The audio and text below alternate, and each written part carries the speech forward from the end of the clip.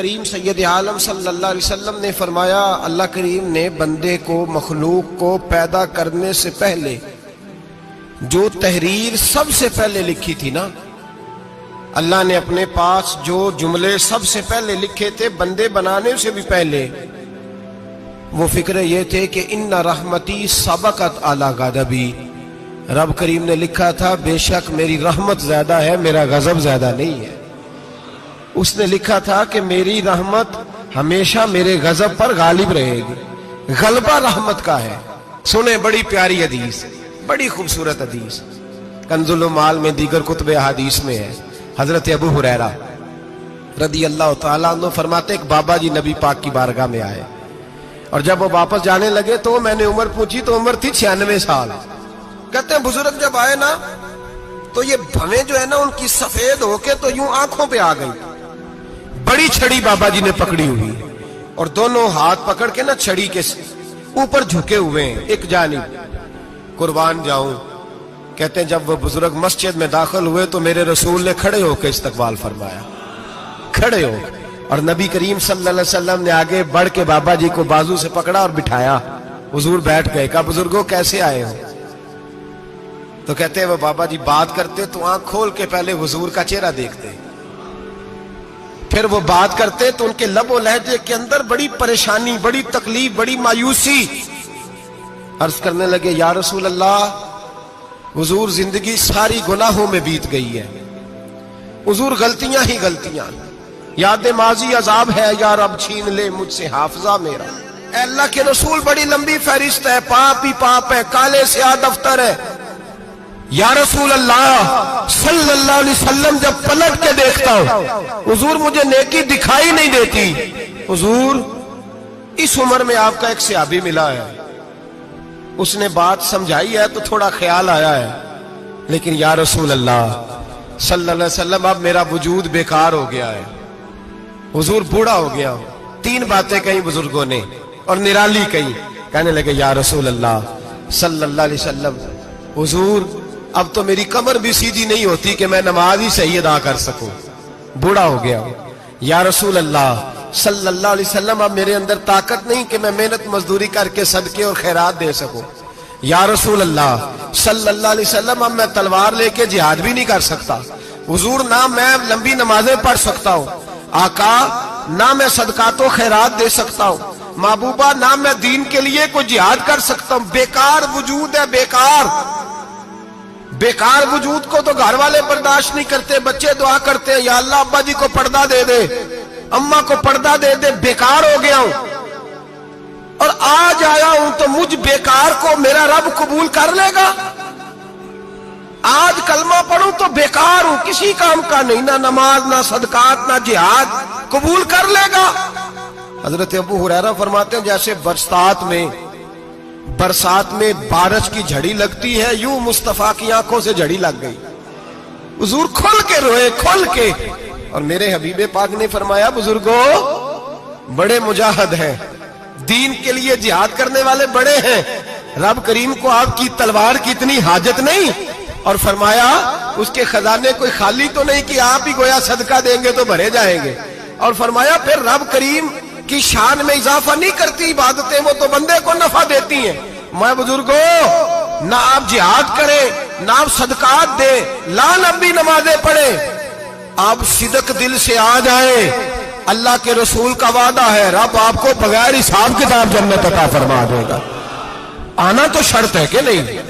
آئیں تو صحیح، نہ پہنچے تو صحیح، آ جائیں، اس کو نہیں عادت صدقات و خیرات کی، جہاد کی، تبلیغ، آئے تو صحیح نا۔ ان العبد اذا اعترف ثم تاب تاب اللہ علیہ، میرے حبیب نے فرمایا بندہ جب رو کے کہتا ہے نا یا اللہ غلطی ہو گئی معاف کر دے، فرمایا میرا مالک اسے فوراً ہی معاف فرما دیتا ہے۔ تو آ تو صحیح، تو آتا ہی نہیں، تو آ ہی نہیں رہا، تو گھر میں بیٹھا ہوا ہے، تو سویا ہوا ہے، تو دکانداری کر رہا ہے، تو پیسے گن رہا ہے، تو آیا ہی نہیں، آ تو صحیح۔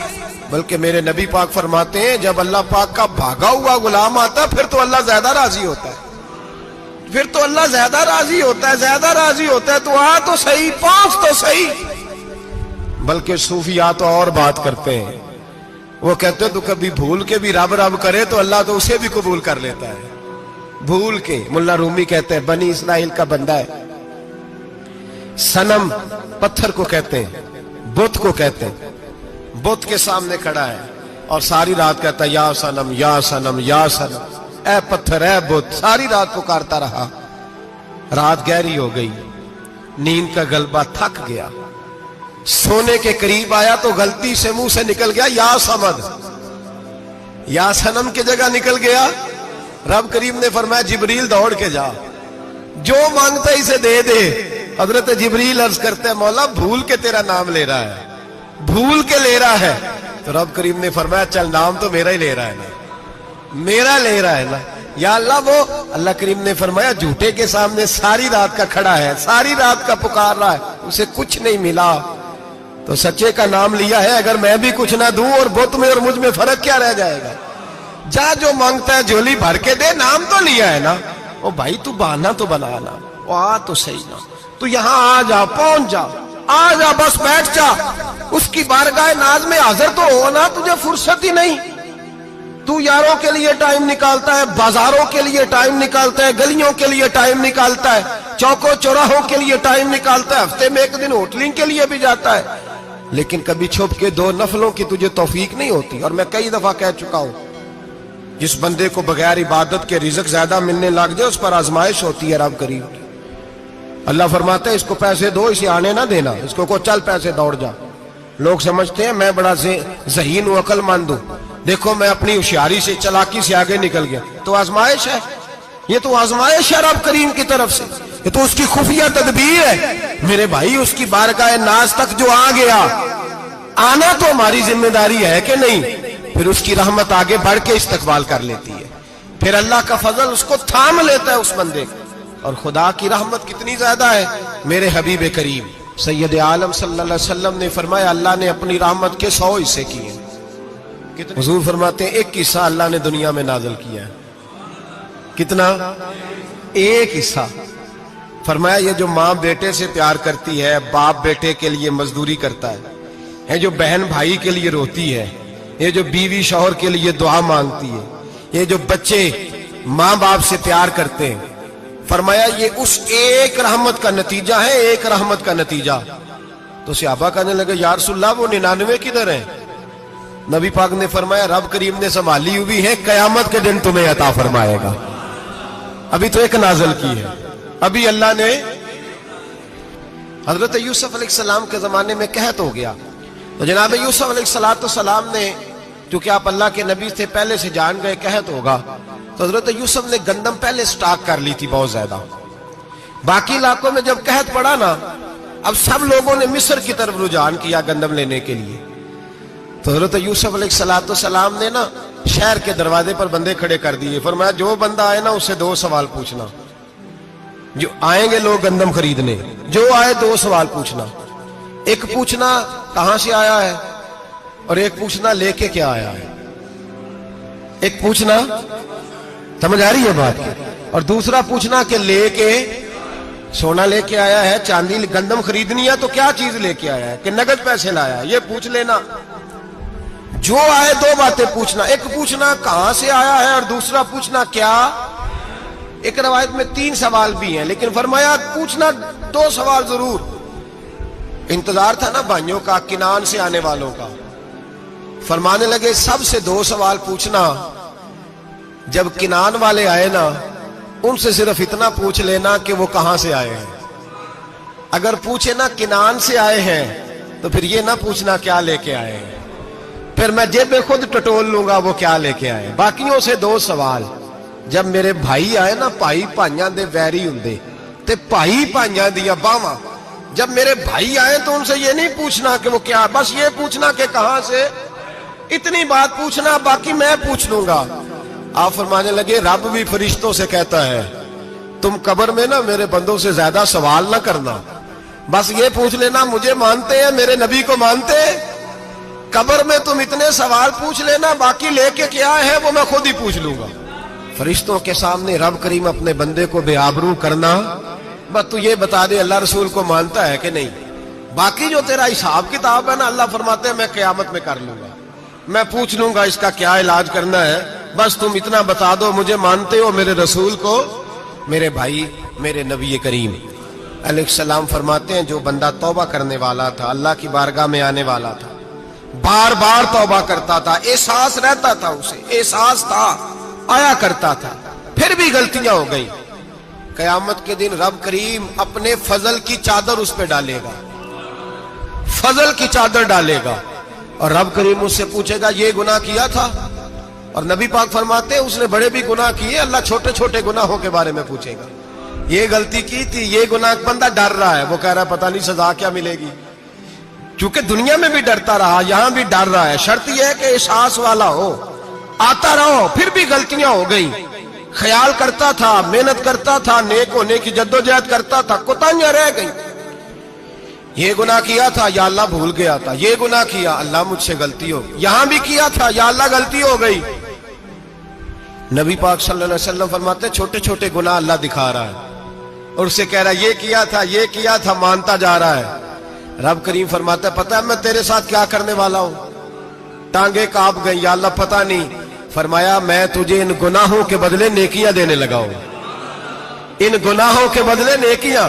نبی پاک فرماتا ہے فٹافٹ ہی بول پڑا، کہنے لگا یا اللہ میں نے تو بڑے بڑے گناہ بھی کیے، اگر تو نے گناہوں کے بدلے نیکیاں دے دیا تو میرے تو بڑے بڑے پاپ بھی ہیں، وہ دوسرے کدھر ہیں؟ تو میرے حبیب کریم علیہ الصلوۃ والسلام فرماتے ہیں رب مسکرائے گا جو رب کی شان کے لائق ہے، اللہ فرمائے گا تیرے دل میں احساس تھا، تو آیا کرتا تھا، تو توبہ کرتا تھا، تو میری بارگاہ ناز میں آتا تھا، پتہ تیرے اوپر چادر کیوں ڈالی ہے؟ یا اللہ نہیں، فرمایا میں تجھے اپنی رحمت کی چادر میں چھپا کے جنت میں داخل کرنا چاہتا ہوں۔ میرے بھائی تو آ تو صحیح، تو پہنچ تو صحیح۔ میرے نبی کریم علیہ الصلوۃ والسلام نے ایک دن صحابہ سے پوچھا ایک بات تو بتاؤ، بخاری مسلم کی حدیث ہے، یا رسول اللہ پوچھئے۔ نبی پاک صلی اللہ علیہ وسلم نے فرمایا اگر کوئی آدمی صحرا میں سفر کر رہا ہو، بہت بڑا صحرا ہو، اونٹ پر اس کا سفر ہو اور اس نے اونٹ پر کھانے پینے کا سامان باندھا ہو، پیسے بھی رکھے ہو، پانی بھی رکھا ہو، تھک گیا سفر کرتا کرتا، درخت کی ایک ٹہنی کے ساتھ اونٹ کی نکیل باندھی اور درخت کے نیچے لیٹ گیا آرام کرنے کے لیے۔ اللہ کے حبیب فرماتے ہیں اچانک اس کی آنکھ لگ گئی، جب جاگا تو اس نے دیکھا کہ اونٹ تو غائب ہو گیا ہے، اب نہ کھانا ہے، نہ پانی ہے، نہ پیسے ہیں، اور صحرا بڑا لمبا ہے، پیدل سفر بھی نہیں کر سکتا۔ تھوڑا سا ڈھونڈا، پھر موت کا انتظار کرنے لگا، سوچنے لگا اب موت آئے گی، اب مر جاؤں گا۔ اللہ کے محبوب فرماتے ہیں تھوڑی دیر گزری، جب بالکل مایوس ہو گیا تھا تو اچانک نظر پڑی تو اونٹ اس کا سامنے کھڑا تھا۔ نبی پاک سے صحابہ سے پوچھتے ہیں بتاؤ، اس کی کل کائنات اجڑ گئی تھی، راز ضائع ہو گئی تھی، ہر شے لٹ گئی تھی، دوبارہ اسے مل گئی ہے، بتاؤ اسے کتنی خوشی ہوگی؟ صحابہ کہنے لگے یا رسول اللہ نئی زندگی مل گئی اس بندے کو، وہ ساری دنیا سے زیادہ راضی ہے۔ تو میرے کریم رسول صلی اللہ علیہ وسلم نے فرمایا رب کریم کا نافرمان بندہ جب اس کی بارگاہ میں آ کے توبہ کرتا ہے تو اللہ اس سے بھی زیادہ راضی ہو جاتا ہے۔ نافرمان جب آ کے کہتا ہے یا اللہ معاف کر دے، آئندہ نہیں کرتا، میں اللہ تو راضی ہو جاتا ہے۔ اور حبیب پاک علیہ السلام فرماتے ہیں وہ اتنا کریم ہے، جب بندہ اپنے رب سے صلح کر لیتا ہے، توبہ کر لیتا ہے، تو اللہ زمین کو کہتا ہے تو بھول جا میرے بندے نے گناہ کیا ہی نہیں، آسمان سے کہتا تو بھول جا میرے بندے نے گناہ کیا ہی نہیں۔ پھر رب کریم فرشتوں سے فرماتا ہے کہ مٹا دو جو تم نے لکھا تھا، میں نے اپنے بندے کے ساتھ صلح کر لی ہے۔